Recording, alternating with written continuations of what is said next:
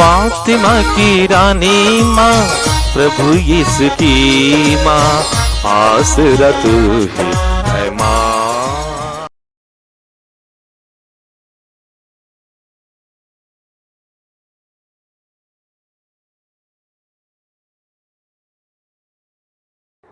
पहला पाठ तिमोथी के नाम संत पौलुस का पहला पत्र, अध्याय 3, पद संख्याएं 4 से 6 तक।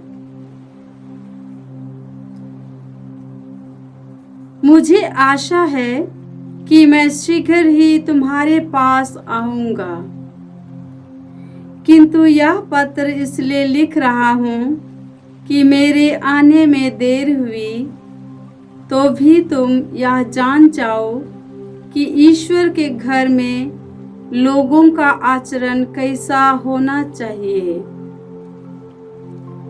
ईश्वर का घर जीवंत ईश्वर की कलीसिया है, जो सत्य का स्तंभ और मूल आधार है।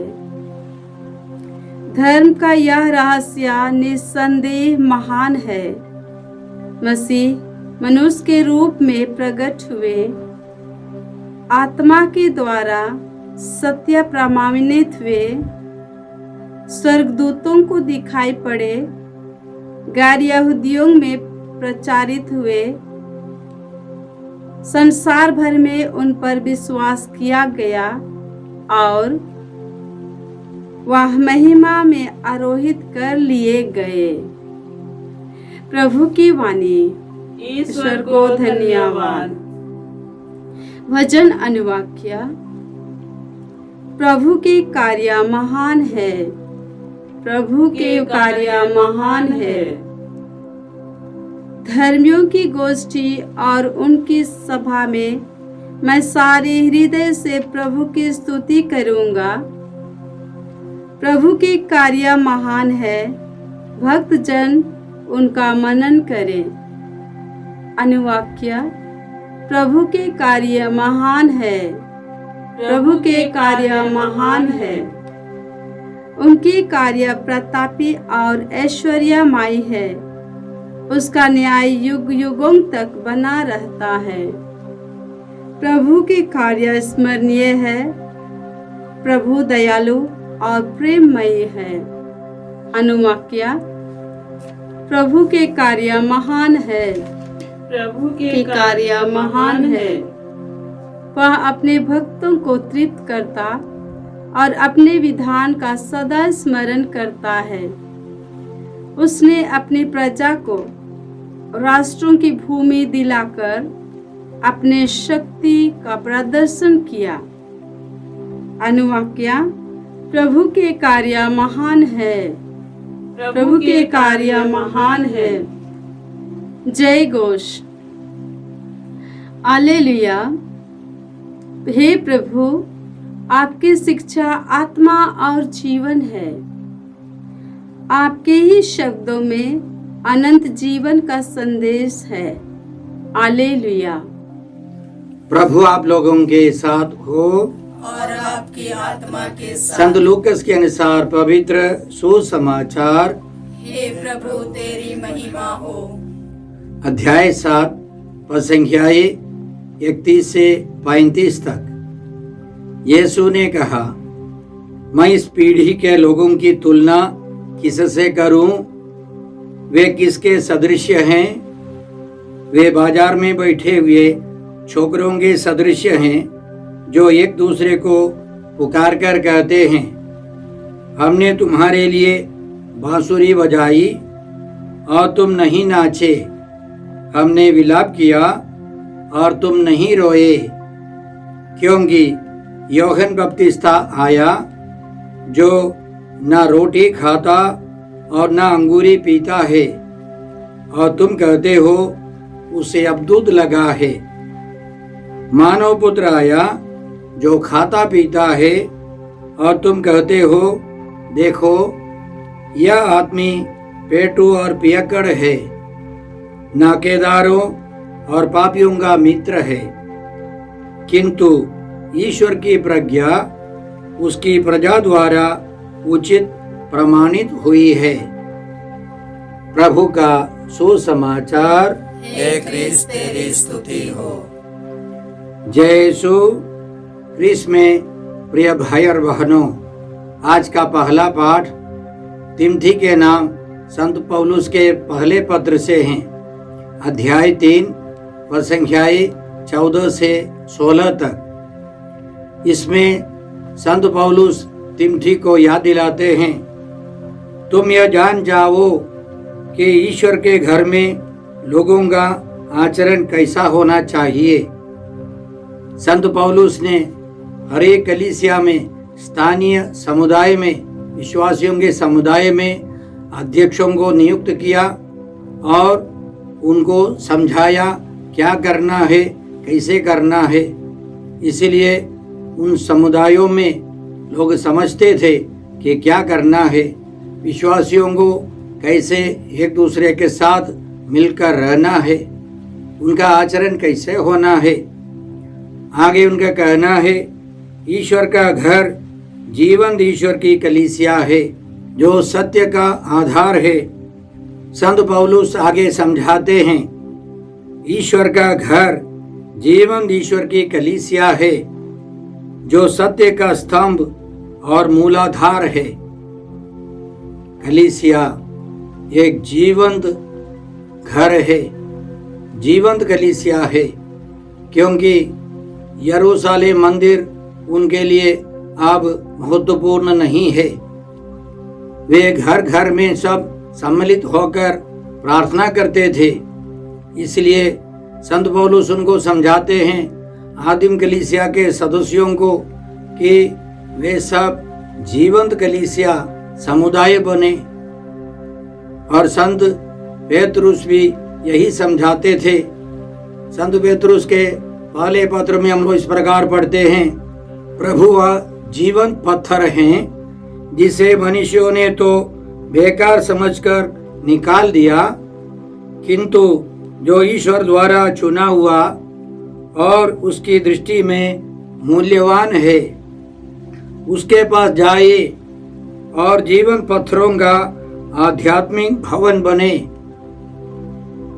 प्रभु यीशु जीवंत पत्थर हैं। प्रभु के पास जाने वाले सब जीवंत पत्थर बनकर एक मकान, एक कलीसिया, एक भवन बनाए। तो यरूशलेम मंदिर से उनका कोई मतलब नहीं है। हमें एक कलीसिया बनानी है, उसमें मुख्य व्यक्ति प्रभु यीशु हैं। प्रभु यीशु हमारा मूल आधार है। प्रभु यीशु ही हमारी नींव है, कोने का पत्थर है। और प्रभु के कारण हम सब मिलकर एक जीवंत भवन बनाते हैं। हम कितने सौभाग्यशाली हैं। आगे संत पौलुस तिमोथी को समझाते हैं, धर्म का यह रहस्य निसंदेह महान है। मसीह मनुष्य के रूप में प्रकट हुए। यीशु मसीह सच्चे ईश्वर के इकलौते पुत्र ने मनुष्य का रूप धारण किया। मानव इतिहास में केवल एक लड़का बच्चा हुआ है जो इस दुनिया के किसी पिता से नहीं, पिता ईश्वर से पवित्र आत्मा की शक्ति से प्रभु यीशु ने माता मरियम के गर्भ में जन्म लिया। प्रभु यीशु सच्चा मनुष्य और सच्चा ईश्वर है। परिपूर्ण ईश्वर, परिपूर्ण मनुष्य एक व्यक्ति में सम्मिलित हो गए। वह मनुष्य के रूप में प्रकट हो गए। और आगे हम पढ़ते हैं, आत्मा द्वारा सत्य प्रमाणित हुए। आत्मा द्वारा सत्य प्रमाणित हुए। प्रभु यीशु क्रूस पर मारे गए, वे दफनाए गए और तीसरे दिन जी उठे। वे सत्य प्रमाणित हो गए।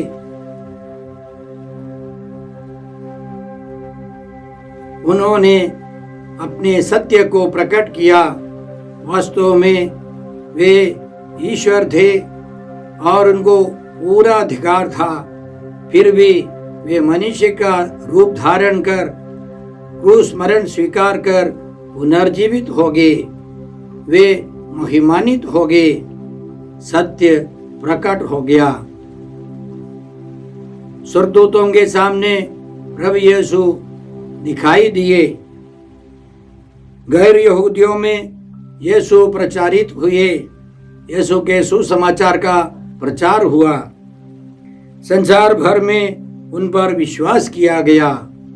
हमारे देश के अन्य देशों के अनेक लोगों ने प्रभु यीशु में विश्वास किया। यीशु के सभी शिष्य जगह जगह जाकर सुसमाचार का प्रचार करते रहे। पुनर्जीवित यीशु अपनी महिमा के साथ स्वर्ग में आरोहित कर लिए गए। वे पिता ईश्वर के दाहिने विराजमान हैं और हमारे लिए प्रार्थना करते रहते हैं, हमारे लिए पवित्र आत्मा भेजते रहते हैं। हम पिता ईश्वर को धन्यवाद देते हैं प्रभु यीशु के जीवन के लिए, उनके दुख भोग, मृत्यु और पुनरुत्थान के लिए, उनके स्वर्गारोहण के लिए। अब वे हमारे लिए मध्यस्थ प्रार्थना करते रहते हैं। मनुष्यों और ईश्वर के बीच एकमात्र मध्यस्थ यीशु मसीह हैं। वे परिपूर्ण मनुष्य और परिपूर्ण ईश्वर हमारे बीच सदा रहते हैं। परम प्रसाद में उपस्थित यीशु हम सबों के साथ रहते हैं। प्रभु का कहना है, याद रखो मैं संसार के अंत तक सदा तुम्हारे साथ रहूंगा। वह परम प्रसाद में उपस्थित यीशु है। हम हर रोज प्रतिदिन उनसे मिल सकते हैं, योग्य रीति से उनको ग्रहण कर ईश्वरीय शक्ति से भर सकते हैं। इस मुक्ति योजना के लिए हम पिता ईश्वर को धन्यवाद देते हैं। आज के सुसमाचार में प्रभु यीशु उनके समकालीन पीढ़ी, अविश्वासी पीढ़ी के बारे में कहते हैं। वे सब छोटे छोकरों के समान है जो बाजारों में बैठते हैं। वे उद्दंड है, छोटे बच्चे उद्दंड है, वे जिद्दी है। और उसी तरह उनके जमाने के अविश्वासी लोग। इसके पहले यीशु कहते हैं, सारी जनता और नाकेदारों ने भी यूहन्ना की बात सुनकर और उसका बपतिस्मा ग्रहण कर ईश्वर की इच्छा पूरी की, परंतु फरीसी और शास्त्रियों ने उसका बपतिस्मा ग्रहण नहीं कर अपने विषय में ईश्वर का आयोजन व्यर्थ कर दिया।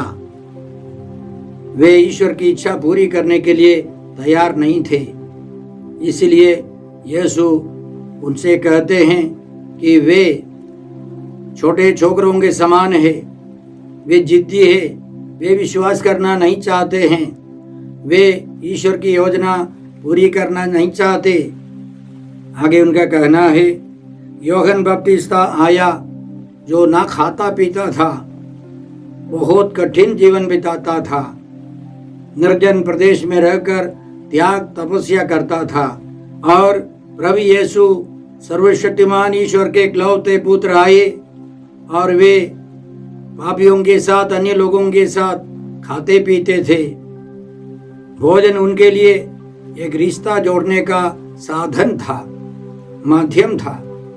लेकिन अविश्वासी होकर वे फरीसी और शास्त्री कहते थे कि यह पेटू और पियक्कड़ है। वे विश्वास करना नहीं चाहते थे।